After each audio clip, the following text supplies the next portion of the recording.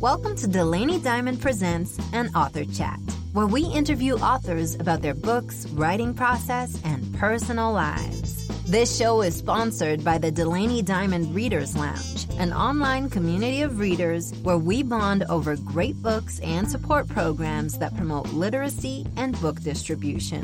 To join us, visit DelaneyDiamond.com and select the Readers Lounge tab. Hello, everyone. Welcome to Delaney Diamond Presents an Author Chat. I'm your host, Delaney Diamond, author of sensual and passionate romance in the contemporary romance and romantic suspense genres. Today, I'm chatting with Koko Brown about her novel, Taken.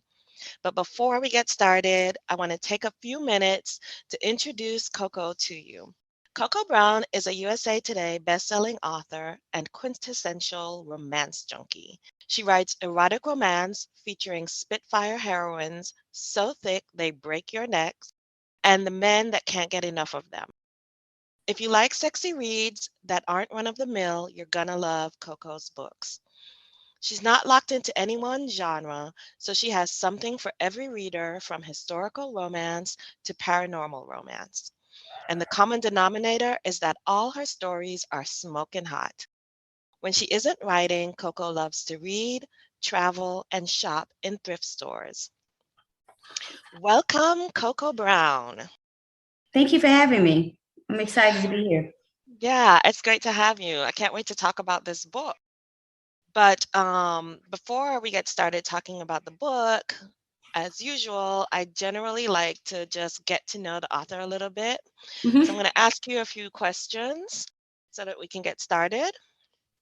First things first, I wanted to find out, what do you think the pros and cons of being a writer are? Not being able to read as much as I have in the past. I think that's one of the cons, because when you read someone else's writing, it sort of sparks something in you, and you're like, oh, I need to go write something down. Or you might be sort of turned off from reading, especially if it's in your own genre. But I've gotten back into it, reading romance this past couple of months. I had stopped for years, and that was one of the downsides, that I wasn't reading as many romance novels as I have in the past. The pros are getting all the ideas out of your head, because I think all of us are daydreamers, and we always have a story wherever we go that pops in our head. And I think that's probably one of the pros, is getting living another life through your characters. Yeah. So why did you stop reading romance? I'm curious. I just wasn't enjoying it. I wasn't enjoying the genre anymore. I don't know. Maybe I was just getting burned out from it. Yeah. I don't know. I think I wasn't enjoying it because you're not looking at it as a reader anymore. You're looking at it in a more technical aspect. If that makes sense. Yeah, it does. So I started reading a different genre, and that got me back into reading romance recently. Started reading mysteries, and that reignited my love for reading again. Oh, that's good. Yeah, I guess everything is seasonal. So maybe it was just you needed a change, or like you said, got a little burnt out. And that's good that, reading something else. I mean, the good thing is there's so much out there that we have access to, especially with ebooks now. You can just click a button and you'll be able to have a book immediately and start reading. So all of that is really nice. So let me ask you this then. You said that you were kind of burnt out on reading a little bit. Did you have any experiences with readers who maybe made nice comments or things like that kind of energized you when you were writing regularly and were reading regularly in romance?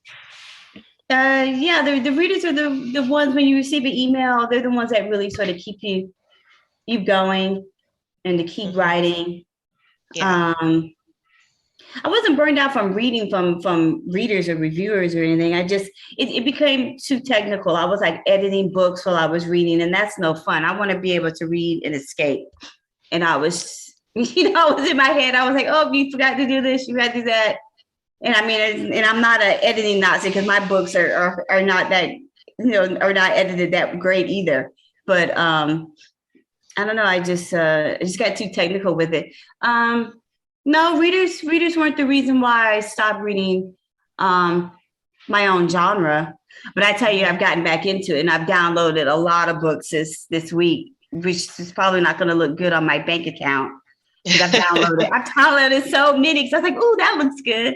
And then I think what really got me back into the genre, I hate to say it, are the bully romance. That sort of like pulled me back in because I was like, why would anybody want to read a book about a guy being so mean to them? And then I read and I was like, oh, okay, now I get it a little bit. But then that segued into sci-fi, and so I've been reading a little bit more sci-fi lately also. But no, so oh, sorry, go ahead. Go ahead, I'm sorry. No, I was going to say, so bully romance helped you were able to lose yourself in the story, essentially. Because I don't write that. I don't write bully heroes. So it was something that was a little bit different and caught me off guard. And it was something I'd never read before. And I was like, oh, this is different. And so I was able to lose myself. And so that got me back into reading romance again. Because I was reading a lot of Agatha Christie books and self-help books over the years and stuff. So I recently got back into reading romance about a week ago, unfortunately. Okay. So I missed a lot. Whatever, I missed a lot of books. Yeah, because you said it's been a few years, right? So yeah, it's been a few years. What about you? Do you still read regularly? Oh yeah, I do. Oh, that's great. But I think I'm lucky. I can kind of turn off the editing portion and still lose myself in the story. Now there are situations where I can't always do that, I'll admit. For instance, I don't like seeing a lot of typos and things like that. Head hopping drives me crazy. But other than that, I can pretty much lose myself in almost any story, really, because I don't know, I just shut off that part of my brain. Okay, so now I want to ask you a little bit about writing.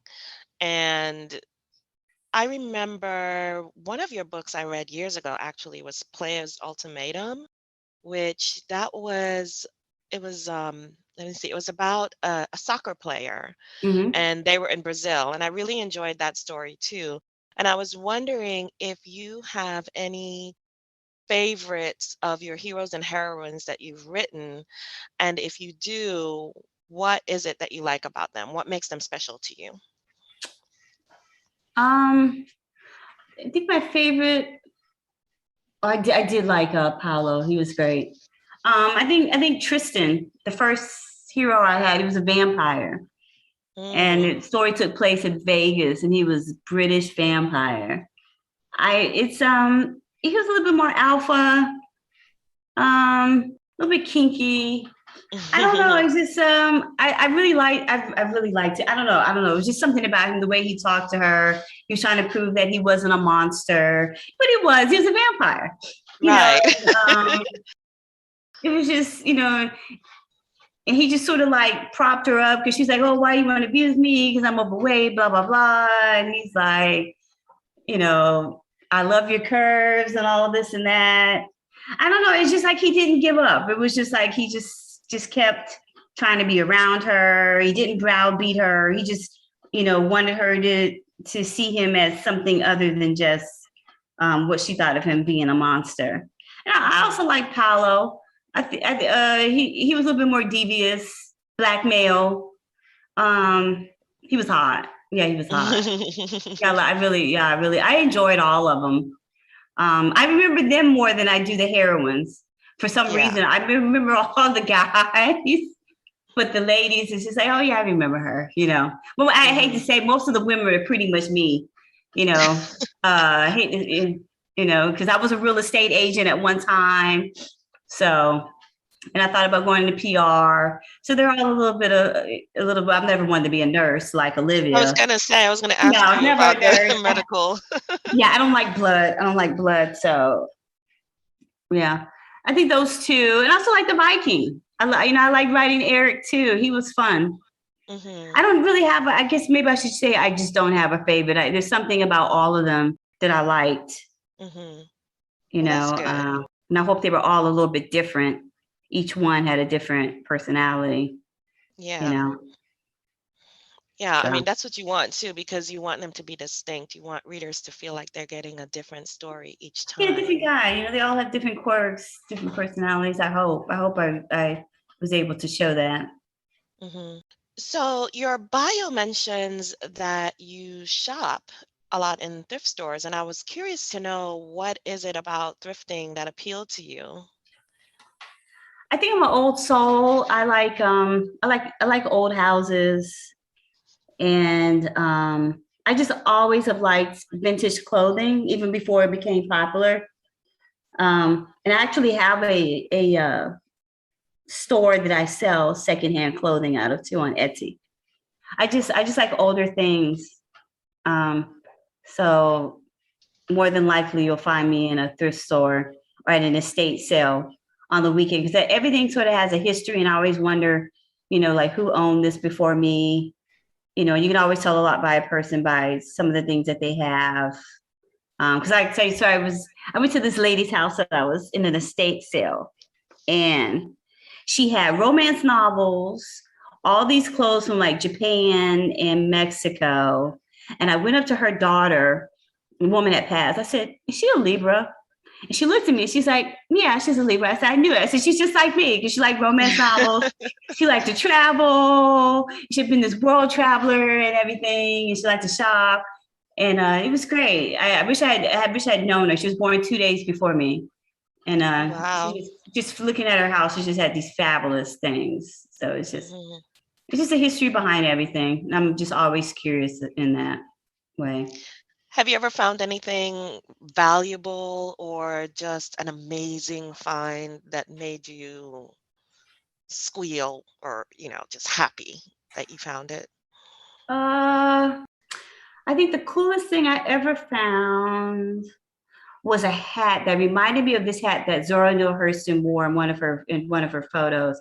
Found it for 50 cents up in this thrift store in the mountains of Georgia. And it was purple. And it was made in the 1930s. And it was beautiful, like nobody had worn it. I sold it though. I turned around and sold it, but I mean, because I wasn't going to wear it, but somebody else would have worn it. But I think that was the most unique thing. One of the really nice ones that I've had. I like anything that I find during the World War II era in the 30s. Those are always really neat, because it's really, really hard to find something that old anymore. Okay, wow, interesting. I'm going to get a little personal now and ask you about your dating. And what I want to find out is about pickup lines that have worked on you, because on me or the ones I've used on other people.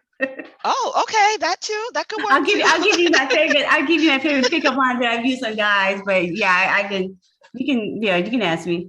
So what's your question? Yeah, because I was gonna say, because in the story in Taken, I was just floored when Khalid, you know, he proposed to Olivia right away, and I was like, wow, that is really aggressive. What a pickup line. And of course she didn't go along with it because she didn't know him. So I was just curious to know about pickup lines that might have worked on you. But yeah, please tell me about pickup lines that you've used that have worked. That's even more interesting. Gosh, I don't think any pickup line other than "Can I buy you a drink" has ever help from a guy. I can't think of any, you know, because it's always the same run of the mill kind of pickup lines you hear, like, oh, you've been running through my head all day and blah, blah, blah. But I'll tell you some of the pickup lines that I can tell you that have worked for me. Okay, hold on. Let me get my notebook. I always call a guy, even if it's a guy I'm talking to, I don't know what it is, but if you call a guy superstar, they melt. They melt. Yes, superstar. What's up, superstar? Or hey, superstar. And I remember one line I used to use a lot. I would sometimes go up to guys and be like, "How's your mom doing?" And they would look at me like, "Do I know you from somewhere? Or do we know each other? Do you know my mom?" And so they're sort of caught off guard. And then you're like, just calm down. I don't know your mother, but then they sort of feel, guys always love their mother. So it's for like some reason, an icebreaker, right? Yes, I was like, "Oh, how's your mom doing?" And then they'll even I even had guys give me hugs after that. It's just weird. I said, "I'm just kidding with you. I don't know your mother. I was just trying to, break the ice." And he said, "Oh, she's great." And they did give me a hug or whatever. And then some guys would be like, "Oh yeah, she's fine." And blah, blah, blah, blah, blah. Like we know each other. And I'm like, I don't know your mom. But yeah, just those two. How's your mom doing? And what's up, superstar? I don't know what it is. I love being called superstar. Right. That's great. Okay, well, that's the only two. That's the only two I know. I've written them down in my notebook, so I know what to do. But try it. If you ever out someplace, just try it, and you'll be like, "What? Did this really work?" Yeah. Okay, so now I want to find out. Still on the theme of dating. Okay. I want to find out if you would date any fictional characters from a book you've read. It doesn't have to be a book you've written. It could be a book you've read. And what is it about them that you like? And then tell us what you think the date would be like. I'm going to put you on the spot. You know what one of your heroes that I would date? The Mexican one that used to be the wrestler. Oh, okay. And Fight for Love, Raphael. I loved him. What was his name again? Raphael. Lopez. Yes, I loved it was so that just what he did for a living, which is, I was like, he's a wrestler and he's a Mexican wrestler because they're so hot. Because sometimes you see them in their suits with that mask and you're like, oh, yes, I would date him most definitely because I thought he was very macho. But he's very alpha. I didn't expect that. Most definitely. Recently, have I read anything recently? What other book did I fall in love with the hero? Or you mentioned you've been reading mysteries. Any of the heroes in the mysteries appeal to you? No, because they're usually killers. Especially Agatha Christie's killers. Geez. I don't. Gosh, it was one that I recently read that I'm reading right now by. Gosh, I can't remember. But it wasn't. I'm trying to think. Let me think. You want me to come back to it? I can come back to it while you think about it. I like this one that was it was a book called Crush, and it was two step siblings. They just found out that they were siblings. They had met an hour before, and then they found out their parents were getting married. It's called Crush. It's by a young lady who was in one of my box sets. Okay. And she also wrote one where the guy was an actor. He was sexy too, and he bet this young lady to get on the stripper pole, and if she did a good job, he would read her script. And he didn't realize she used to be a stripper in her former life to get through college, and she showed out on him. And I liked him too. But I like a lot of heroes. It's really hard to say, because I love the hero in Beverly Jenkins, the first in that series. I can't remember, but the guy was sort of his lover was a prostitute in a brothel, and he was Mexican and Black, I believe. He was great too. But all of them are great, aren't they? Aren't most heroes? Yeah. Right? So they really are. To Even the bad ones are great. yeah, it's sort of hard to pin down. But I do remember the guy with the hero with the mask. So he was awesome. Mhm. What was his ring name? Um, I don't. Oh, good I question. know, Sam. You You don't know, remember. his You don't his remember his her books. his nickname was La Sombra. Okay, If that's okay, yeah, yeah, yeah. he His was nickname. awesome. That book really put a smile on my face. It was just so unique that it was just I was floored that what he did, because most people don't do that, so Yeah, that it was stuck kind out of with an me. unusual career choice, and to be to be honest with you, it was kind of a throwback to me being a wrestling fan and going to wrestling shows like with my dad and my sister. Mhm.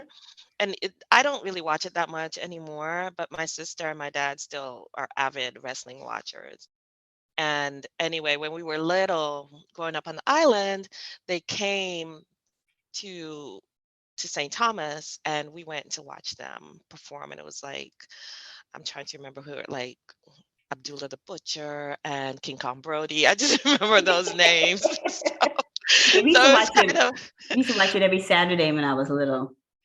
It yeah, was yeah. like came on right after Super Friends. I think we would watch the whole lineup. So Hmm. I used to be a fan too. Yeah. It's good. And it's still good because there's some fine guys there now. There's this one guy. Oh, I can't believe I forget his name. My sister would kill me, but he's a cousin to The Rock. And Oh yeah, Rains. yes, Yeah, he's beautiful. I'm gonna have to write something Yeah, he's inspired by beautiful. him. He is. He's absolutely beautiful.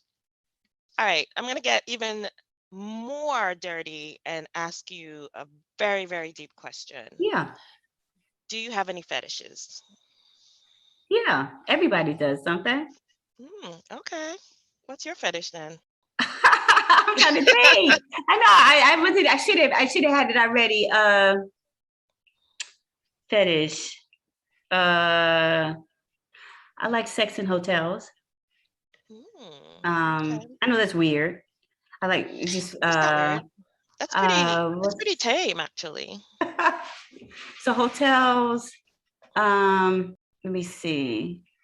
And it doesn't matter what kind of hotel, like even if it's dirty. I don't know why. I know this sounds weird, but I just like it. I like taking a shower and sliding between clean sheets or something. It's just the sexiest thing to me with somebody. Another, Yeah, the different location too probably makes sense. yeah, another fetish.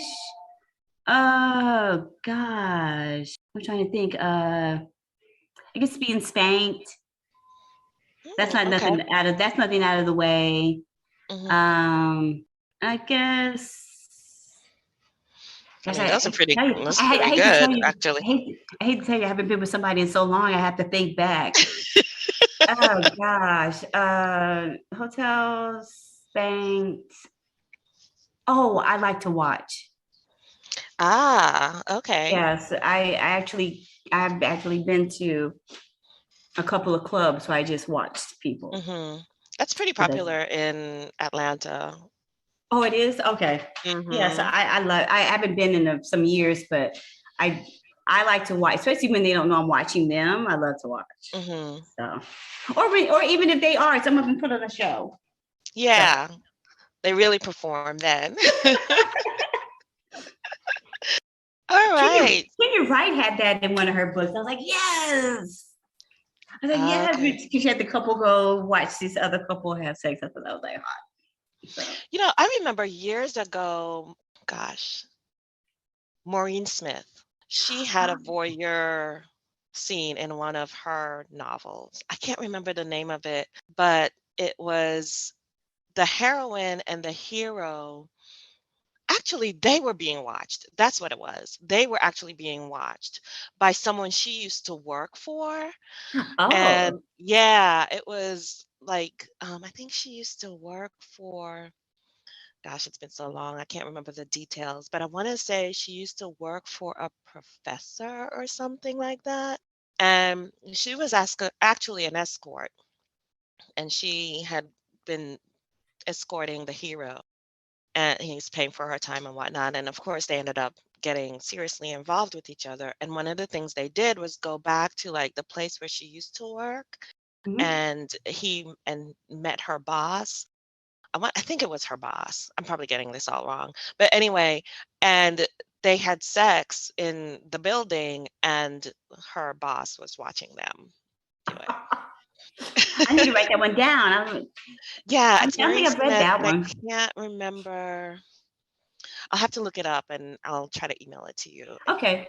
Yeah, because I liked her because she had a hockey series, right? Yeah, that was Yeah, IR. yeah, yeah. This one that I'm talking about is an AA book. Okay, okay. Okay, so I think now we're ready to go ahead and get to talking about this book, Taken. Okay. And it was hot. It was a really hot book. It burned up my Kindle. I had to like put my Kindle on ice.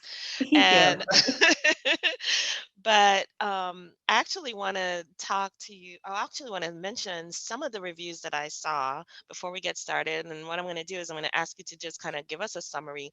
I'm going to I pulled out a few reviews that I saw online, some of the newer ones. And one of them that I saw is he took her and then they took each other, which I thought was a really good quote. Oh, And okay. then another one says, woo wee. This was the first book that I read by this author. I was hooked after reading the first chapter. This book had me intrigued all the way to the end.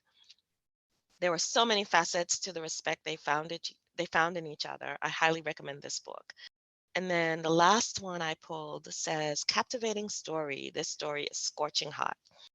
So tell us, for someone who is listening and hasn't read the book, tell us about the book. Just give us a quick summary of what it's about and the characters. Boy falls in love with girl rejects guy kidnaps girl, takes girl, and ends up having to grovel the whole time to really get girl to open up. I guess that's pretty much it. Just this guy who can't take no for an answer, and he takes her halfway around the world, and until she loves him back. Yeah, when he kidnapped her, I thought, I know he did not. Like, he did not kidnap her. It was just like amazing. And how did you even come up with this storyline, first of all? Do you remember where you got the idea from? No, but they have all those little Sheik stories.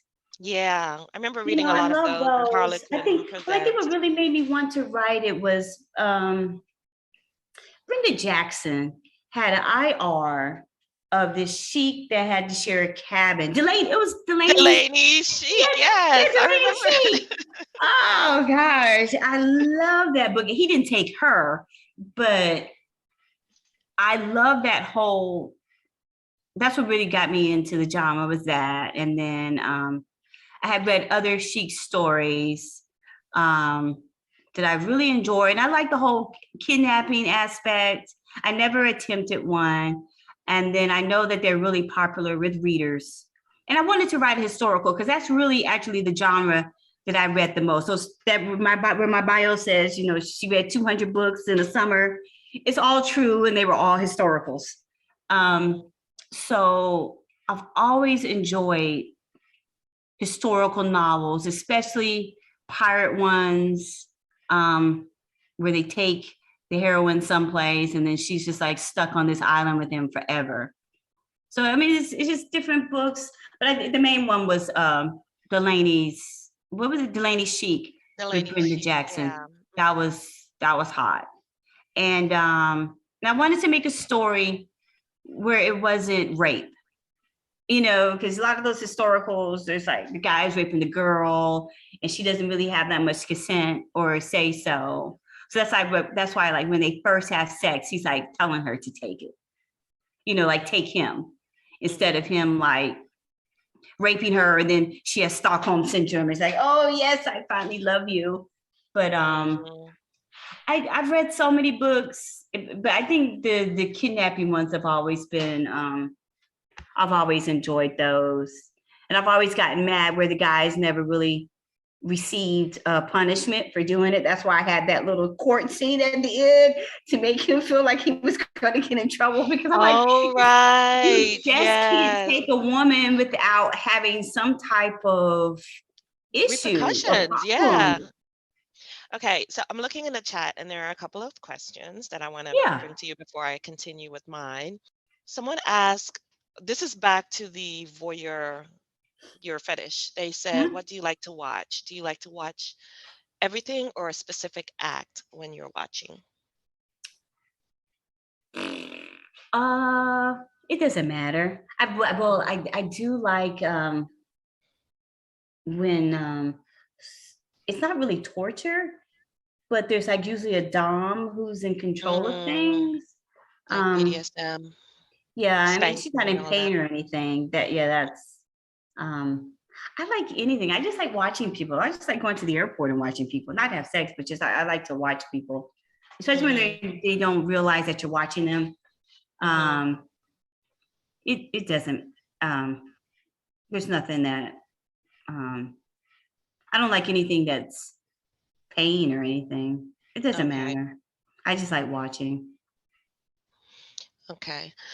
Let me see what else here. So I have another question. Let me scroll down. What was with Nathaniel? He seemed to be such an opportunist. Why did the marriage between Khalid's brother and his wife start a feud between the different tribes? So it's two questions. What was with Nathaniel? And also, why did the marriage between Khalid's brother and his wife start a feud between the tribes?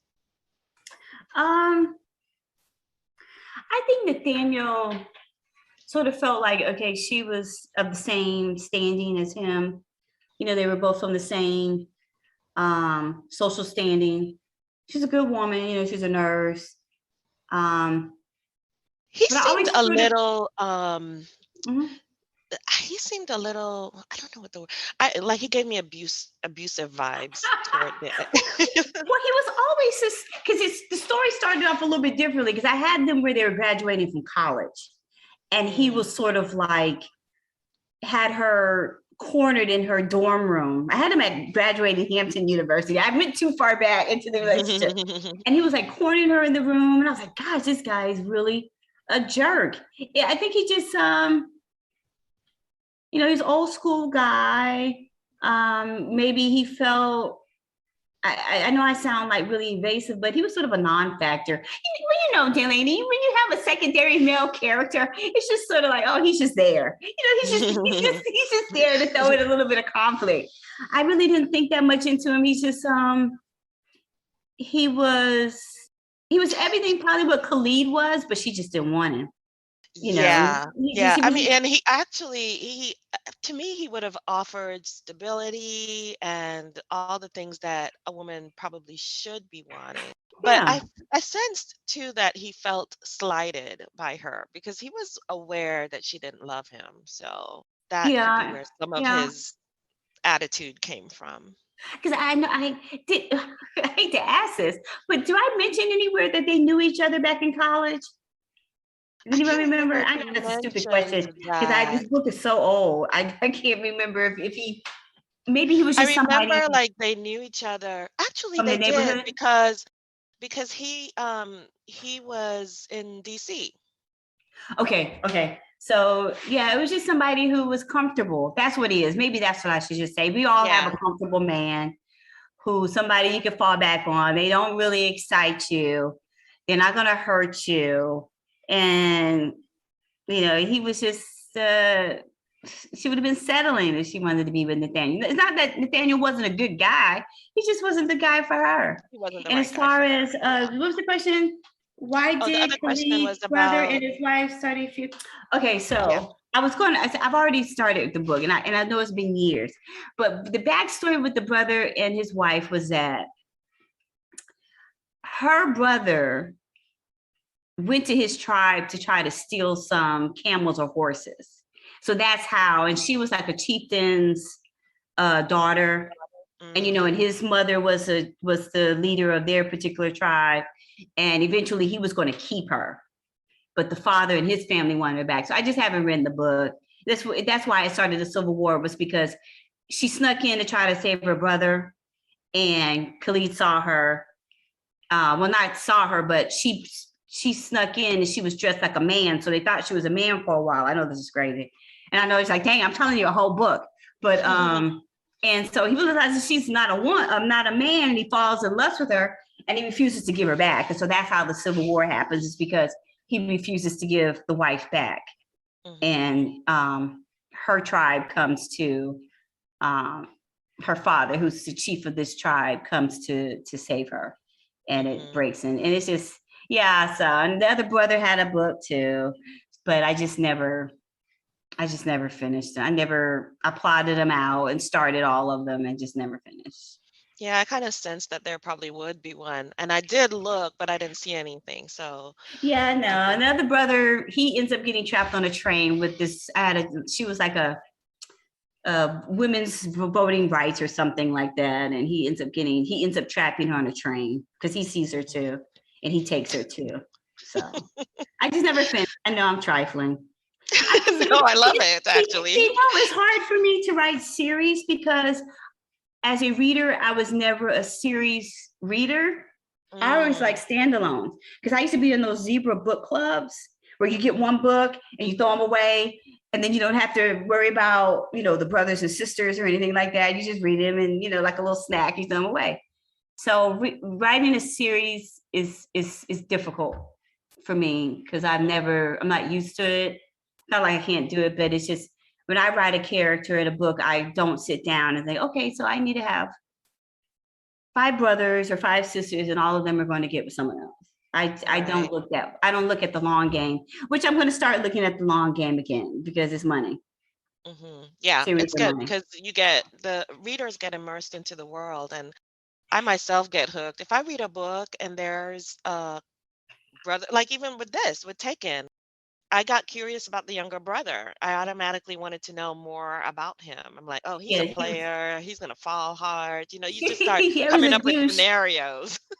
Yeah, he was a douche. I had him where he met this chick at a voters rally or something, because during that time, what was it, 30s, whatever, but, or civil rights or something like that. Yeah. And he won't take no for an answer. And he finds her on a train, and he's, ends up having part of the train leave without her. And then they're just stuck, someplace in his private, luxurious train or whatever, Corners, yeah. So, I know it's crazy, but now that I think back on him, I apologize. I haven't read this book in a long time. I think back, he always had the one-liners. So, yeah, he had a good sense of humor, I could tell. Yeah. There are a few more comments. I'm just going to run through them really quick and then continue with my questions. Tammy says, when Khalid showed up, Nathaniel showed his true colors. I don't know why I can't say Nathaniel's name for some reason. Stumbling over it every time.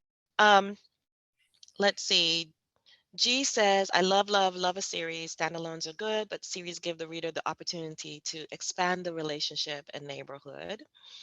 Tammy says the book was awesome, so that's nice. Thank you.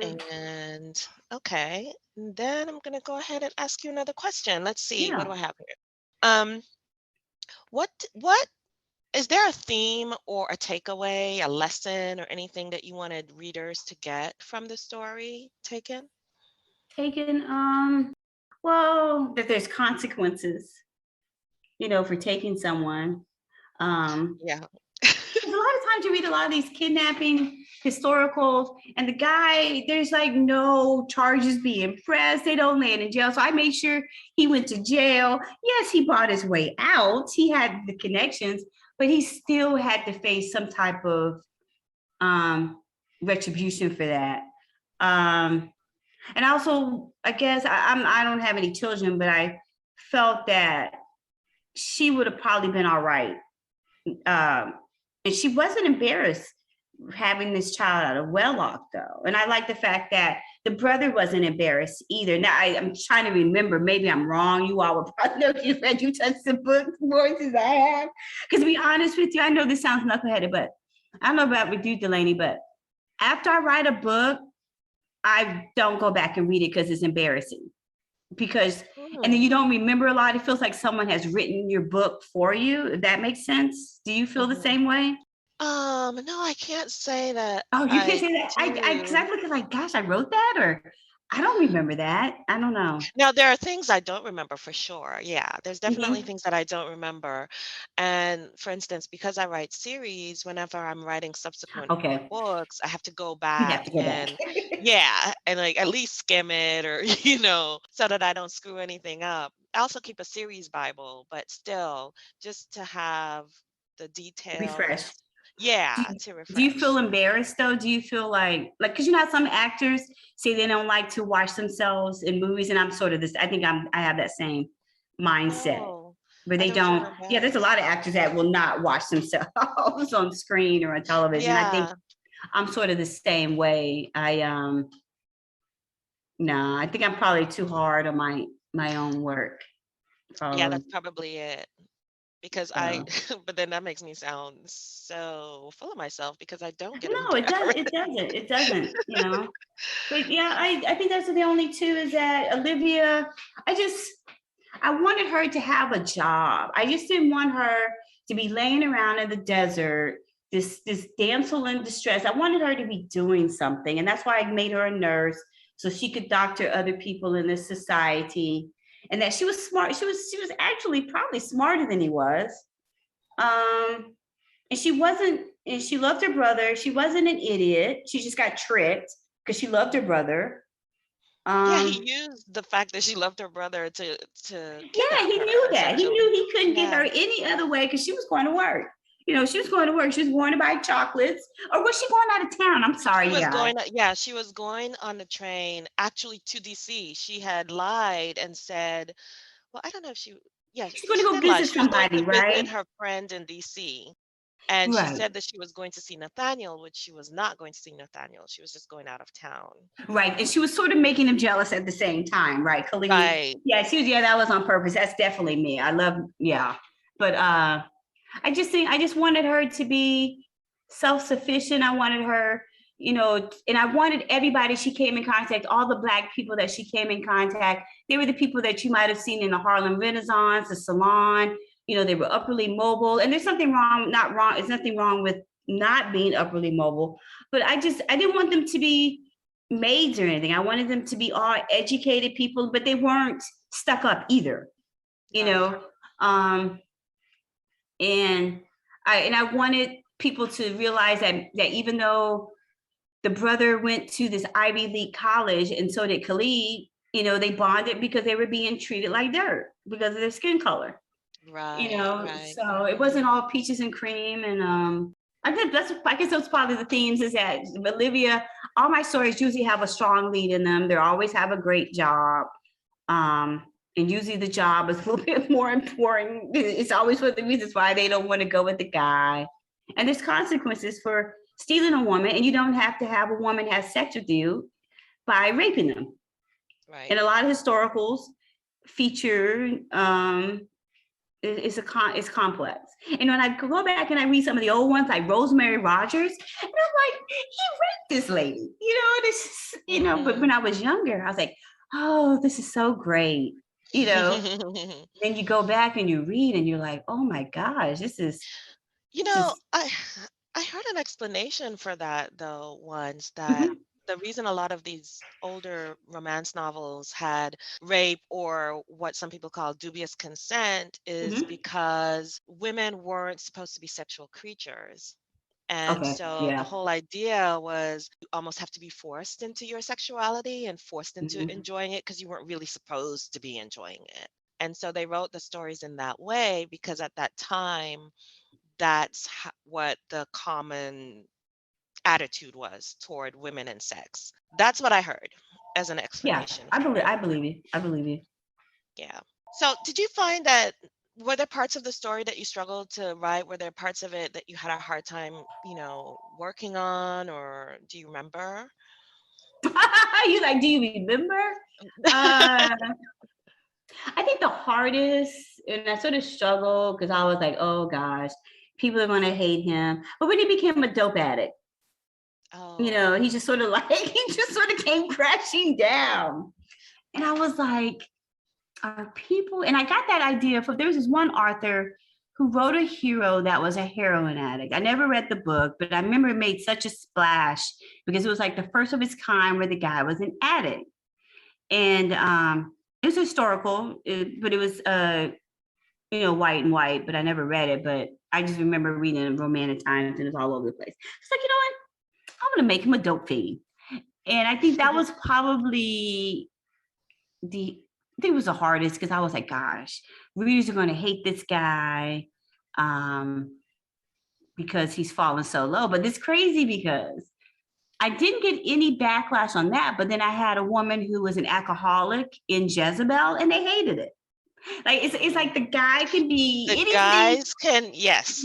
Anything. I didn't hear a peep about him, living in a freaking opiate den. He's playing. And of course, also I also Russian got the roulette. I got the Russian roulette from, yes, I got that from Deer Hunter. Yes, I got that.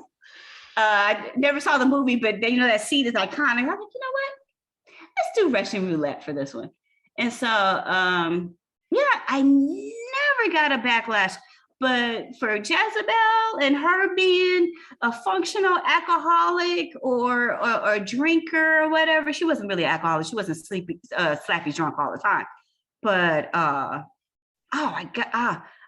got so much flack on her addiction. It was. I shouldn't have been surprised though, because that's how it is.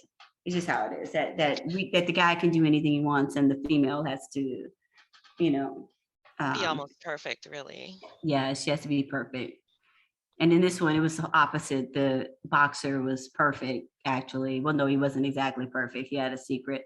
But I think that was the hardest, the opium den, because I had to do research on that one. For me, it didn't bother me at all. I sympathize with him because I thought, oh my goodness, he has hit rock bottom. Losing her has driven him to this point that he's not only in an opium den, but he's suicidal, essentially. He doesn't care if he lives or dies. And I think that, as women, it's kind of sexy, or I don't know what it is that a woman could drive a man to such desperation. Yeah, and even when he's saved, he's not really saved. The sister-in-law has to talk him back into living again, and because I've only recently been around somebody who was an addict like that. So at the time when I wrote this, I didn't know anybody who had been an addict. So I guess I just played, it was just playing by ear. All that, taking him, making him dirty, and then polishing him back up. That was sort of difficult. I tell you what, when they first went into the opium den and you started describing those people who were in there and they were really, really skinny and extra dirty and looked really terrible, I thought, oh my God, Khalid, I was so terrified that he was going to be one of those people. Oh, I mean, he was still in a bad state, but he wasn't like the people toward the front. He was way in the back in that other room playing Russian roulette, and he had lost weight and all that, but still he wasn't in as bad state, because I thought, oh my goodness, this is terrible. Yeah, because I didn't feel right with matching, I didn't feel right with making him a whore, because sometimes they have the guy where he's just like sleeping around and trying to get over the lady, or he's making more millions. I'm like, no, this dude, he's wrecked.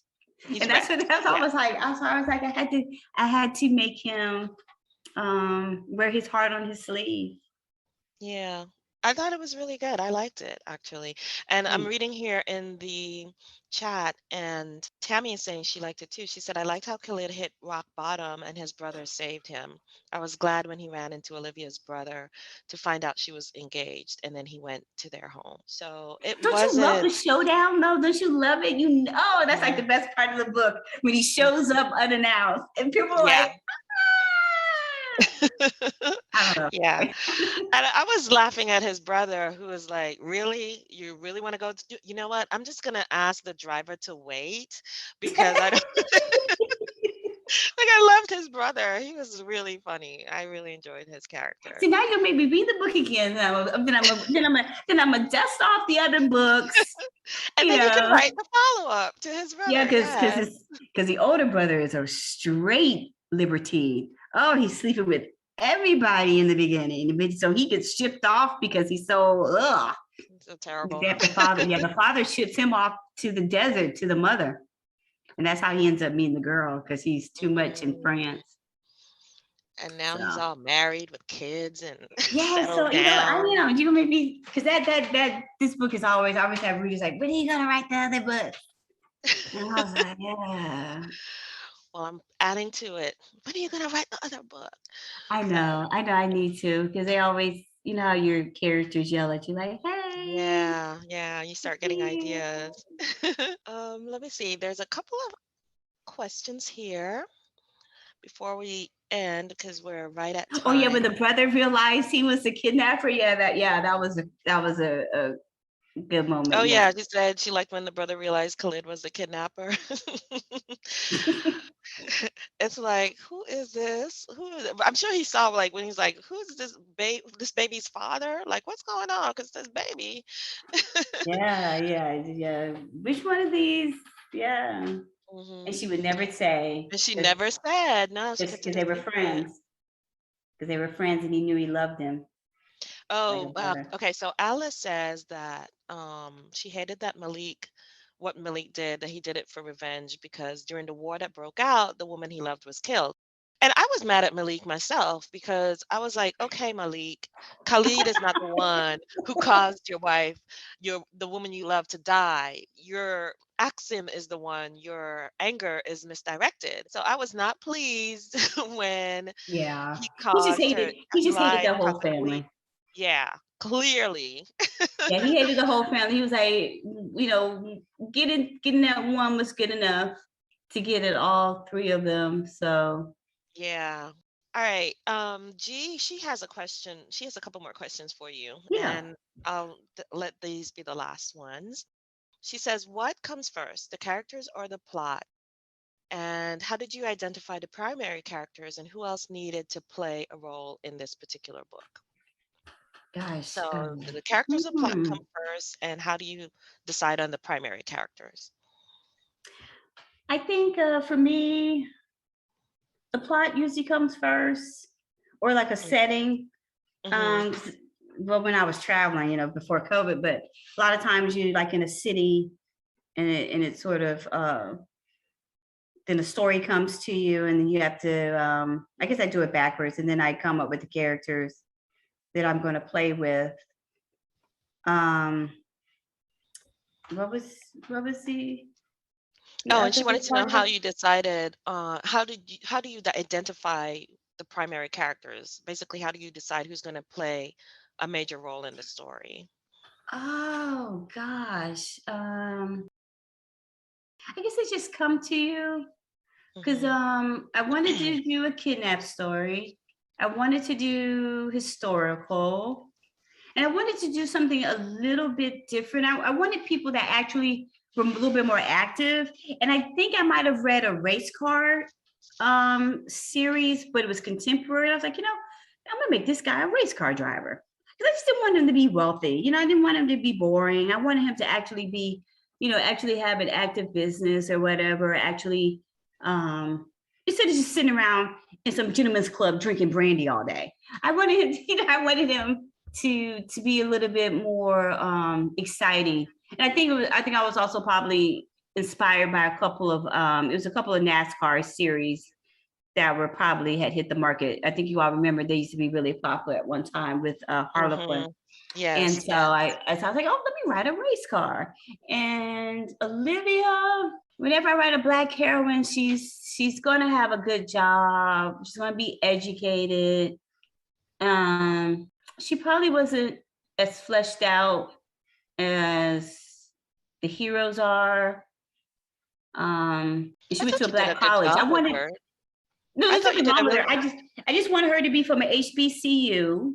I wanted her to be. But I mean, as far as you said, she wasn't as fleshed out, but I thought she was fleshed out actually. You think so? Yeah, but I mean, she was independent. But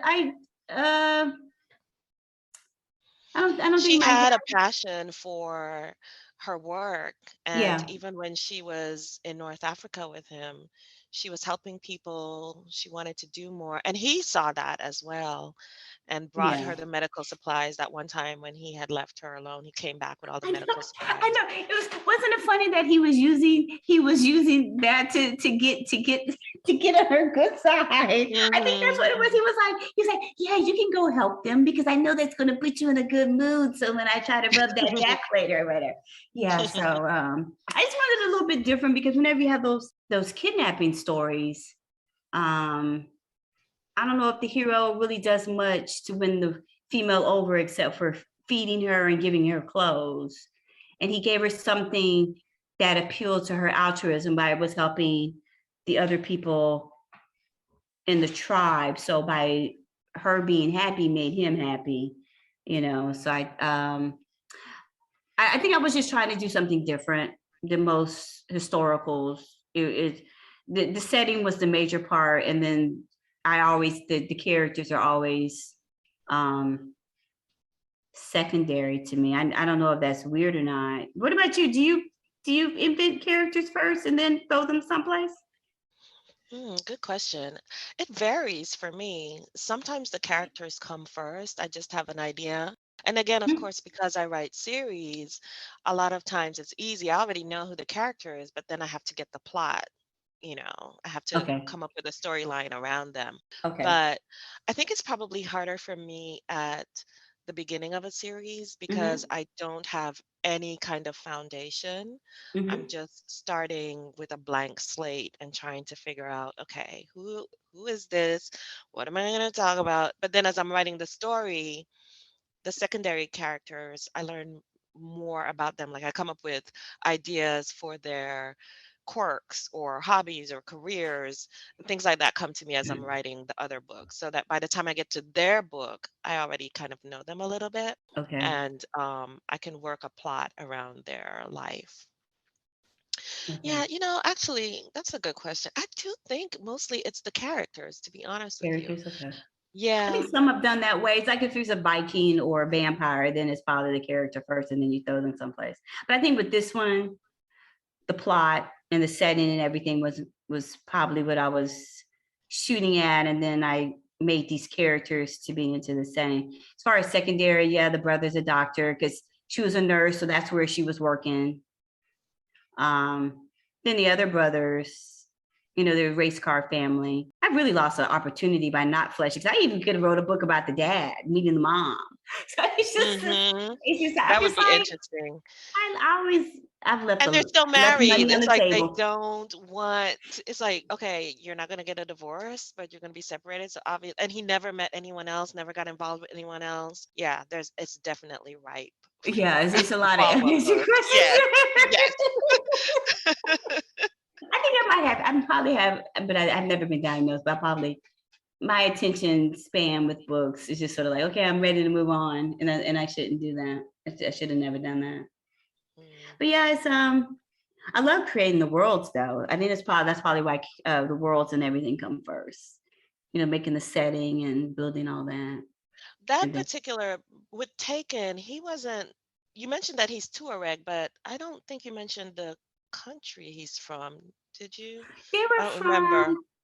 I think I left it ambiguous Okay, that's what I thought because I don't remember because seeing yeah, because that. Tuaregs are like nomads. Mm-hmm. And it was somewhere I think near the Ivory Coast because I think there was a French village he went to go get those He condoms, those did. nasty He condoms from. actually, I think it was Senegal you said in the story. Yeah, yeah, yeah. And he went Yeah. and got those condoms, and she was like, she's like, you just, So what is this? I know, like, come on. So I enjoyed Or that book. Now that I'm talking to y'all, it's like, I really enjoyed writing that book.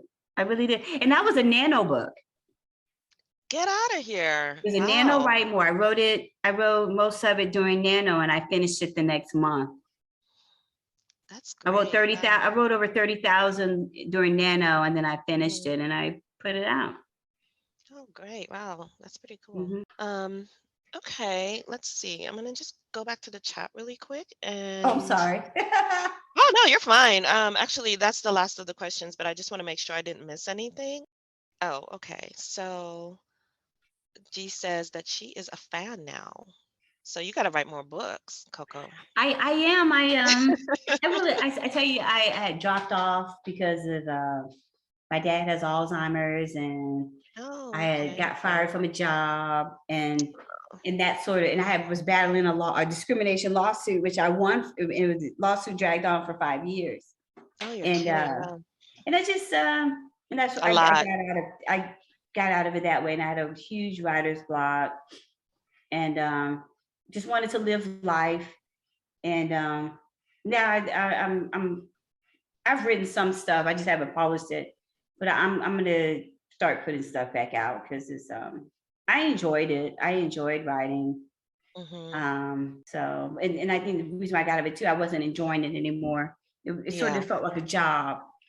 It wasn't fun. So I'm gonna come back. I'm gonna finish, put out some more, get back to rolling again. Yeah, great. Glad to hear it.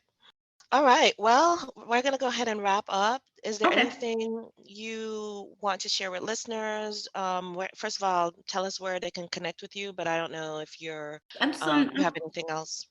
Go ahead. No, I don't have anything that's coming out right now, but I'm on just Facebook or Instagram. I'll probably be on TikTok soon because I am going to start putting books out again.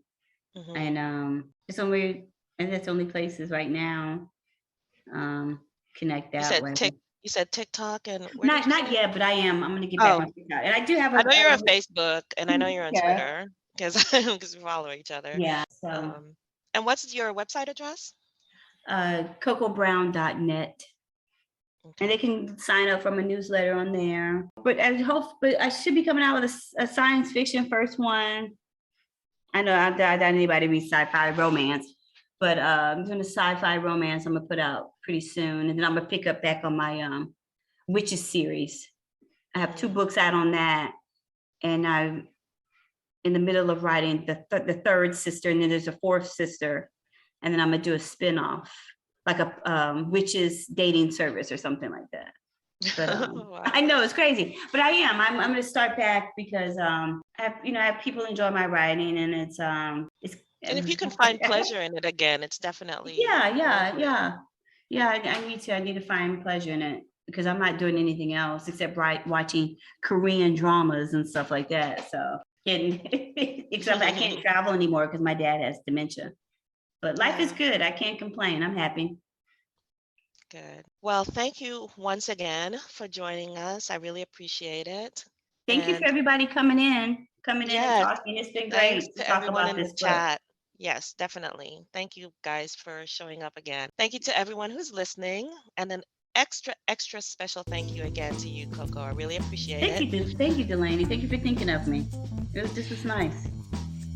If you're listening to this after the fact, make sure you grab a copy of her novel, Taken, for your enjoyment. Until next time, laugh often, love hard, and read a lot. Bye-bye, everyone.